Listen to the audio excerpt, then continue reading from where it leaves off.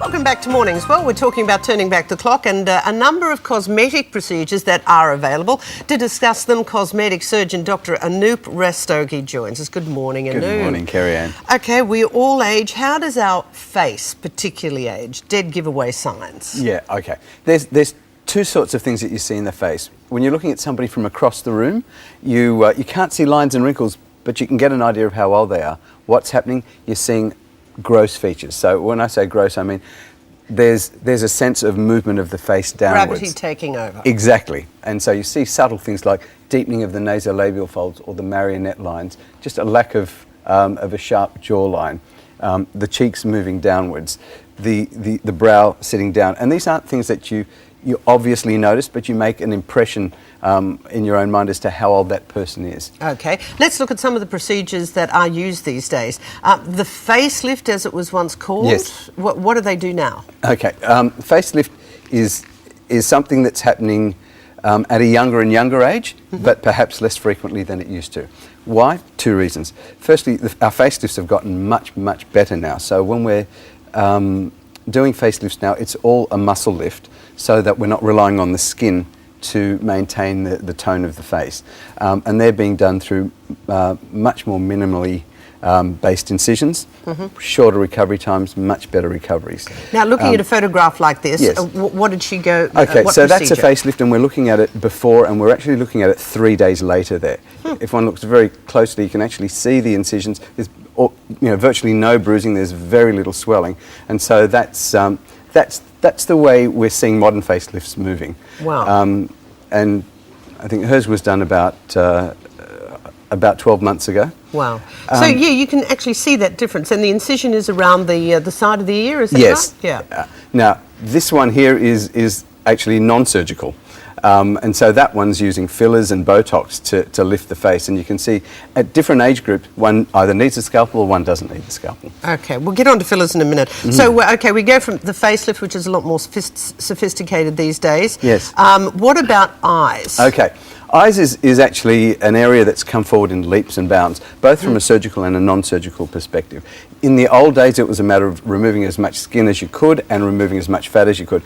Removing fat is actually bad because it shows a sense of age. If we look here, this is actually quite a young girl. This is the same person? This is the same person, and she's actually only in her early 30s. She came to me for a breast augmentation, but then said, look, can you do my eyes as well? Her eyelids are actually... the skin of her eyelids is resting on her eyelashes there. You can see just removing the skin from the upper eyelid makes the eyes look more open and bright. And there's a common misconception that the eyes will look startled and that people look odd when they've had their eyes done. Not if it's done well. You can see there. Okay, what about under the eyes? So you've got the top of the eyes, yes, underneath the puffiness. Now, yes, now the puffiness, once upon a time, the answer to that was purely take the fat out.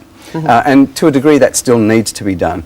But it's much more about treating the area immediately beneath the bag to bolster that up so that the fat of the face remains, but that we don't see the strong transitional zone, which is that dark circle that appears underneath the eye. Is there anything you can do about dark circles? There are a number of things.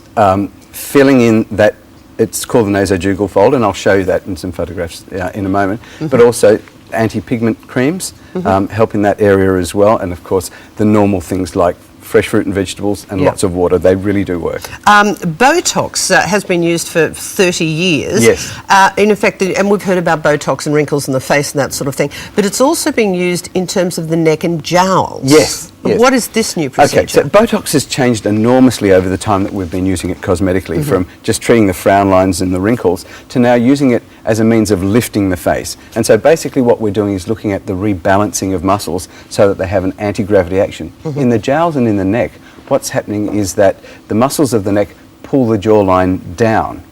And what we're doing is relaxing the skin in the neck. Actually, it's the thin sheet of muscle in the neck so that it doesn't pull down on the facial skin. For instance, what are we seeing here? So in this instance, what's happened is we've done a thing called a Nefertiti lift, where we've lifted the skin back over the jawline to, as you would in a facelift, but done by relaxing the muscles underneath. And these are the Botox needles that go into the neck and the jowl area. And here we've also put a little injection just below the mouth to upturn the mouth so that you don't get that downturn that we see with age. I want to That get straight grumpy look. on to the fillers because, Yes. you know, there are a lot of people with dark circles under their eyes who do not like it, Yes. and what you can achieve with fillers anyway. Yep. Fillers would have to be the biggest advance that we're seeing. Once upon a time it was all about the scalpel and lifting. Now it's about refilling the face. We know the face ages by losing facial fat, and with that comes a drop in the tissues.